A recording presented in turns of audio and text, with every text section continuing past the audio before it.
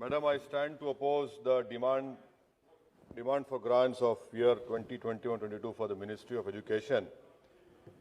And my primary reason of opposing this is that in this ministry's demand, there is no such concrete steps have been shown or taken in last 6 years by this particular ministry to improve the education upliftment of the Muslim minorities, to ensure that the dropout rate decreases. And I put to you, Madam, to the Honorable Minister, that the literacy rate of Muslims in the country is 68.5%.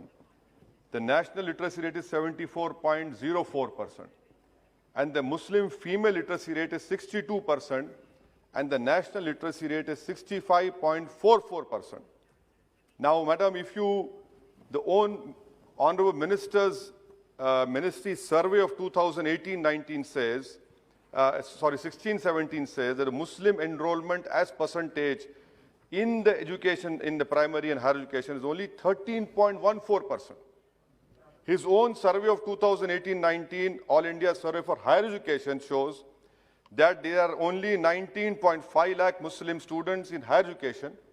Out of that, 9.93 lakh are boys, 9.65 lakhs are girls. That is only 5.23% of the total enrollment in higher education. The Prime Minister talked about, I will give Muslims in one hand Quran, one hand computer. His own ministry's survey, Madam, of 2018-19, the percentage of computers in Muslim household is only 16%, second lowest. Internet in household, Muslims only 32%, again second lowest. Now when it comes to computer operations, again second lowest, 38%, his own ministry survey. Thirdly, Madam, may I also point out through you to the government that his own, the Kundu Committee report has been given to the government. The Kundu Committee report from page 74 to page 97 lays down all the ills which the Muslims are facing. And the reason for the highest dropout rate, they say, is they have listed out 8 factors. Biggest is financial constraint. I had demanded removal of Hajj subsidy. That 600 crores should have been given for Muslim girls' education. No mention. What does the Kundu Committee report say, Madam? At the age of 7 years, there is 100% attendance is observed among all minorities, amongst Hindu OBCs and other upper caste. But for Muslims, it is 90% and 94% for SC and ST. Dropout rate again, Madam, at the dropout rate for Muslims starts at the age of 10 years. Same for SC and ST. For other communities, whether Hindu OBCs, upper caste, it starts from 11 years. This in itself shows that you have not done anything for the education upliftment of Muslims. Madam, third point which I want to bring to the government notice through you is that the Aligarh Muslim University campus, the Honorable Member from Kerala has raised it. Kishanganj in Bihar is the most backward area of our country, Simanchal. Madam, do you know that in this B.Ed degree course, there is no affiliation given by National Council for Teacher Education? May I request the Honorable Minister, sir, at least give affiliation for that B.Ed courses from National Council for Teacher Education? Why haven't you opened more number of courses? Please, I demand from the government, allocate 500 crores in this Kishanganj AMU campus and start new courses, because that area of Simanchal deserves these education institutes. Madam, my fourth point, which I want to bring to notice of the government, is that Institute of Eminence. Why have you left out Jamia Millia University? The top 10 university of our country doesn't find a mention in the Institute of Eminence. I don't know why such biasness is being shown in not including Jamia Millia University.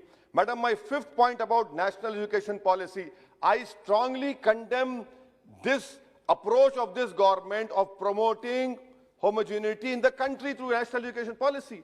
The beauty of our country is heterogeneous. You are doing that, and then your NEP does not talk about upliftment of Urdu. It does not talk about how you will control the dropout rate of Muslims.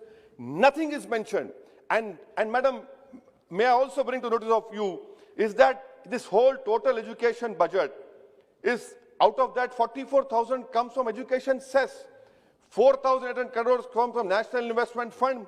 So basically the fate of allocation It depends on cess education and disinvestment proceeds. If tomorrow disinvestment proceeds or the cess education comes down, you will be the sufferer.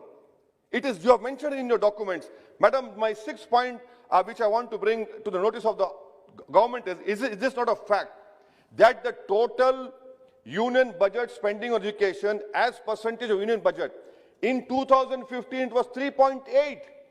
Look at your approach to the education sector. It has come down to 2.7%. This shows that you're not at all serious, because your data says there is a drop of union budget spending on education as percentage of budget. Madam, my fifth point I want to know from the Honorable Minister, sir, National Institute of Open Schools, under Indian knowledge and heritage, you have included Ramayana and Gita, I have no issues. But why have you not included Quran, Bible and Guru Granth Sahib? And madam, you are an eminent lawyer. You know law much better than me also. Article 28, madam, by including teaching of Ramayana and Gita in National Institute of Open School, is it a violation of Article 28? A complete violation of Article 28. And what has stopped you from including Quran and Bible and Guru Granth Sahib? That is why I say that you do not believe in the diversity of this country. For everything, you want to bring in your Hindu ideology in education. That is why, madam, I stand to oppose. My demand is make scholarship for minorities demand-driven. Make it demand-driven. Every year, madam, 1 crore Muslim boys and girls are being denied scholarship. Why? Because you have fixed a number. You proudly claim this number has been given, but 1 crore are denied.